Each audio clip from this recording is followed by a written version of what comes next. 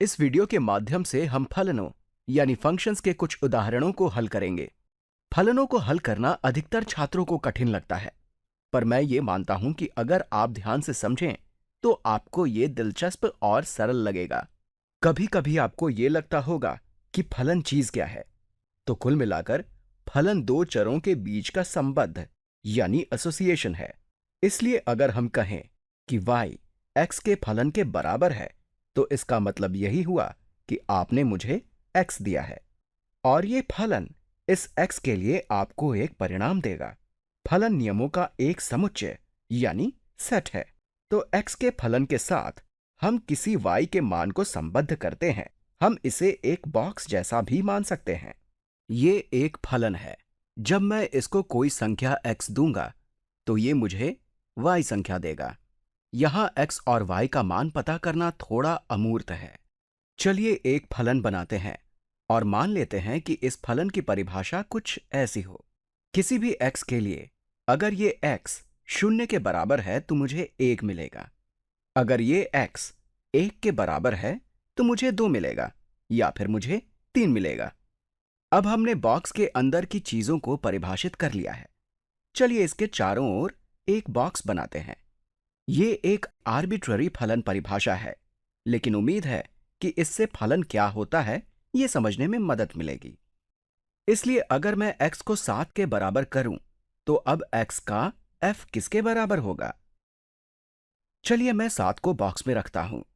आप इसे एक तरह का कंप्यूटर समझ सकते हैं। ये कंप्यूटर दिए हुए x को देखेगा और फिर इसके नियमों को देखेगा। ये x को 7 के बराबर बताता है, तो x 0 नहीं है, x 1 नहीं है। इसके अनुसार 7 का फलन f बराबर 3 है। यहां f इस फलन का नाम है, जिसे आप एक नियम पद्धति मतलब रूल सिस्टम, एक संबंध या फिर एक प्रतिचित्रण कुछ भी कह सकते हैं। जब हम यहां 7 रखते हैं तो हमें 3 मिलता है, पर 2 का फलन f क्या है? इसका मतलब यह है कि मैं इसको x बराबर 7 देने की जगह 1x बराबर 2 दूंगा। तब फलन के अंदर मौजूद छोटा वाला कंप्यूटर कहेगा कि ठीक है, चलिए देखते हैं कि कब x 2 के बराबर है। मैं अब भी एक दूसरी स्थिति में ही हूं। x 0 या 1 नहीं है। एक बार फिर x का फलन f 3 के बराबर है और 2 का फलन f भी 3 के बराबर है। अब x अगर 1 के बराबर है तो क्या होगा? ये अब इसे बदल देगा और x 1 हो जाएगा।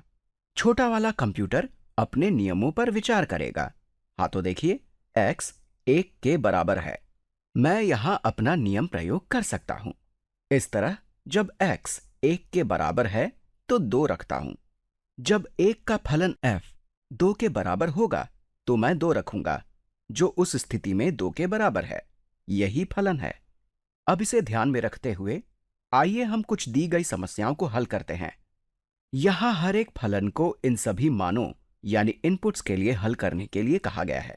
चलिए पहले भाग यानी पार्ट ए को हल करते हैं। ये फलन यहां बॉक्स को परिभाषित कर रहे हैं। x का फलन f ऋणात्मक 2x जमा 3 के बराबर है। अब हमें पता लगाना है कि अगर f ऋणात्मक 3 के बराबर है तो क्या होगा। फलन f ऋणात्मक 3 मुझे बता रहा है कि x के साथ मुझे क्या करना चाहिए, मुझे क्या प्राप्त होगा। जहां भी मैं किसी x को देखूंगा, मैं इसको ऋणात्मक 3 से प्रतिस्थापित कर दूंगा, तो ये ऋणात्मक 2 होगा। चलिए मैं इसे ऐसे करता हूं कि आप इसे साफ साफ समझ सकें। ऋणात्मक 3 को मैं गहरे रंग से लिखता हूं। ये ऋणात्मक 2 गुणा ऋणात्मक 3 जमा 3 है। देखिए जहां भी x था, मैंने ऋणात्मक 3 लिख दिया। इस तरह काले रंग का बॉक्स क्या देगा मैं जानता हूं। ये ऋणात्मक 2 गुणा ऋणात्मक 3 जमा 3 के बराबर होगा, जो 6 जमा 3 यानी 9 के बराबर होगा। इसलिए ऋणात्मक 3 का फलन f बराबर 9 होगा।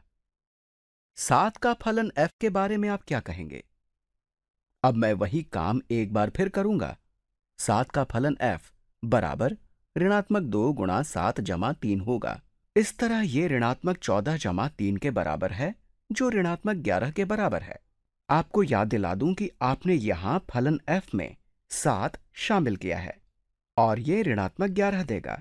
इससे हमें यही पता चलता है। तो यही नियम है और ये पूरी तरह से वैसा ही है जैसा मैंने यहां किया है। ये हमारे फलन का नियम है। चलिए अब अगले दो उदाहरणों को हल करते हैं। मैं यहां पार्ट बी को हल नहीं करूंगा क्योंकि ये आपके लिए आसान है। समय कम है, इसलिए मैं तीसरे भाग यानी पार्ट सी को हल करूंगा। हम अब शून्य के फलन f को हल करते हैं। मैं इसे समान रंग में करूंगा। जहां भी हम किसी x को देखेंगे वहां शून्य रख देंगे। इस तरह ये ऋणात्मक 2 गुणा शून्य जमा 3 होगा जो 1 शून्य के बराबर होगा। इसलिए शून्य का फलन f 3 है। अब एक आखिरी उदाहरण लेते हैं जो z का फलन f है। हमारे लिए ये अमूर्त यानी एब्स्ट्रैक्ट ही है। यहां मैं दूसरे रंग का प्रयोग करूंगा। तो ये z का फलन f है। चलिए z को अलग रंग में बनाते हैं। जहां हमें x मिलेगा उसकी जगह हम z लिख देंगे। हम z को नारंगी रंग से बनाएंगे और हमें यहां ऋणात्मक 2 गुणा z जमा 3 मिलता है जो हमारा उत्तर है। z का फलन f ऋणात्मक 2 गुणा z जमा 3 है। चलिए अपने बॉक्स को जो फलन f है देखते हैं।